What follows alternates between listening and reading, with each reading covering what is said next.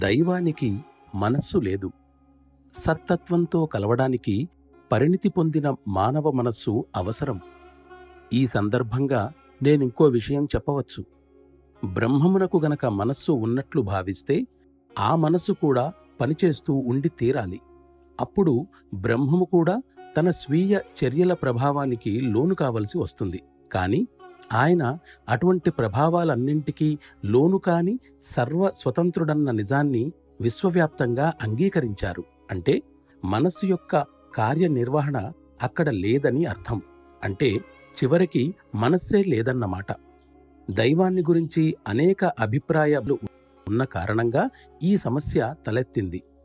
దైవాన్ని గురించి మాట్లాడేటప్పుడు దైవమంటే పరిపూర్ణ స్థితిలో ఉన్న బ్రహ్మమని, సర్వాతీతుడని, శక్తికి, చలనానికి, చైతన్యానికి, ఆఖరకు మనస్సుకు కూడా అతీతుడని నా భావం. ఇప్పుడు ఏ మానవ మనస్సు ద్వారా అది పనిచేస్తుందో ఆ మనస్సు పూర్తిగా శూన్యం కావింపబడి తన వ్యక్తిగత కార్యనిర్వహణను కలిగి ఉండదు. అప్పుడు దాని మాధ్యం ద్వారా కార్యరూపంలోకి వచ్చేవి అన్నీ దైవ సంబంధమైనవే. అందుచేతనే అది దైవానికి పరికరంగా ఉపయోగపడుతుంది.